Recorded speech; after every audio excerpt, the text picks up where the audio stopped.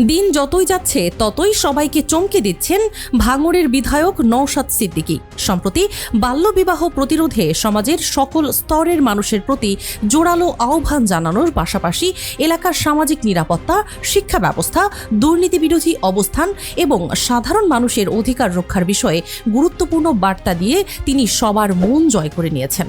প্রিয় দর্শক, ভিডিওটি শেষ পর্যন্ত দেখবেন। দেখার আগে কমেন্টে জানিয়ে দিবেন কোন জায়গা থেকে ভিডিওটি দেখছেন।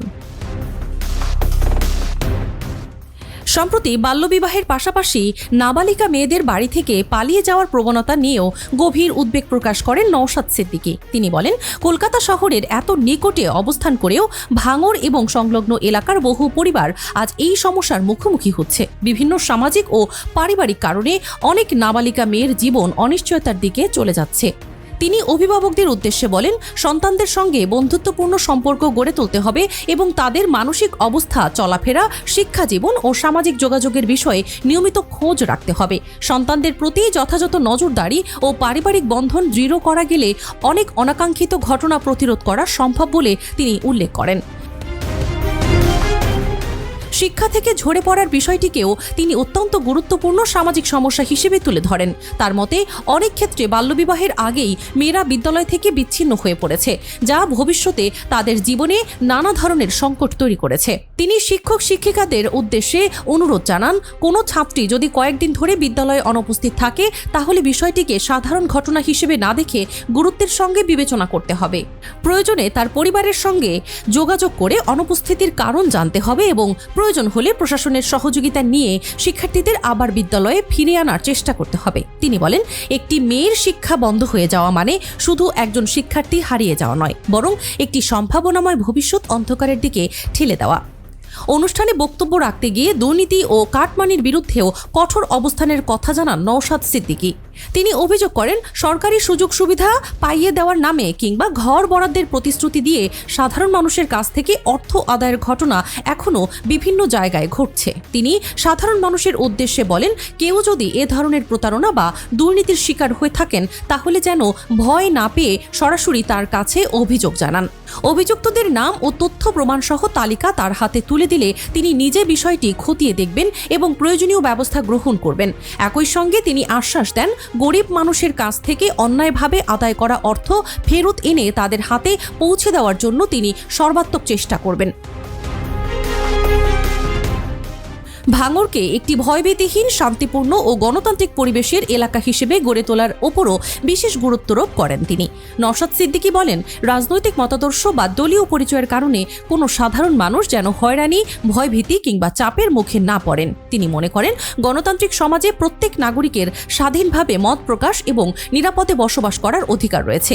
সেই অধিকার নিশ্চিত করতে স্থানীয় যুব সমাজকে আরও দায়িত্বশীল ও ঐক্যবদ্ধ হওয়ার আহ্বান জানান তিনি। তার ভাষায়, এমন একটি ভাঙড় গড়ে তুলতে হবে যেখানে মানুষ বুক ফুলিয়ে নিজের অধিকার নিয়ে কথা বলতে পারবে, অন্যায়ের বিরুদ্ধে দাঁড়াতে পারবে এবং কোনো ধরনের রাজনৈতিক বা সামাজিক প্রতিহিংসার আশঙ্কা ছাড়াই স্বাভাবিক জীবনযাপন করতে পারবে।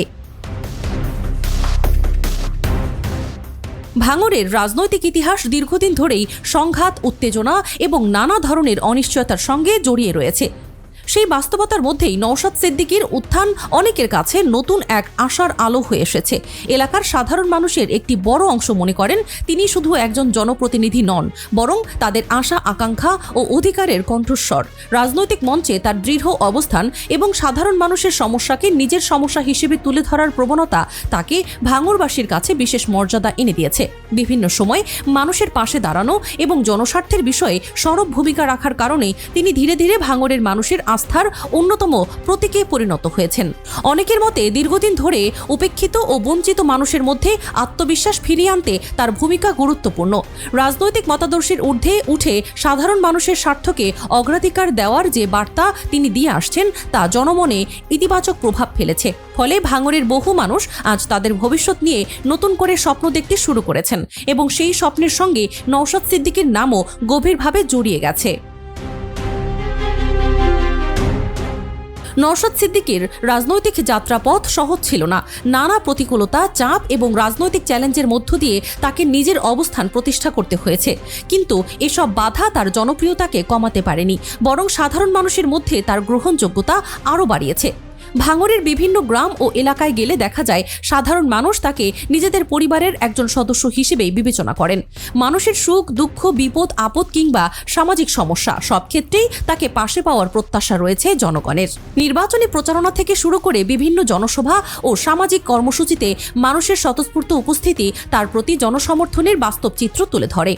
রাজনৈতিক বিশ্লেষকদের একাংশের মতে এই জনসমর্থনের মূল কারণ হলো মানুষের সঙ্গে তার সরাসরি যোগাযোগ এবং তাদের সমস্যার প্রতি আন্তরিক মনোযোগ।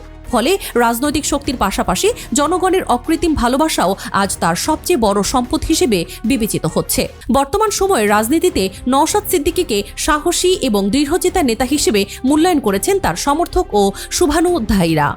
রাজনৈতিক চাপ, প্রতিকূল পরিস্থিতি এবং শক্তিশালী প্রতিপক্ষের মুখোমুখি হয়েও নিজের অবস্থান থেকে সরে না যাওয়ার মানসিকতা তাকে অন্যদের থেকে আলাদা করেছে বলে অনেকেই মনে করেন। বিভিন্ন গুরুত্বপূর্ণ ইস্যুতে তিনি যে স্পষ্ট অবস্থান গ্রহণ করেছেন তা রাজনৈতিক অঙ্গনে ব্যাপক আলোচনার জন্ম দিয়েছে।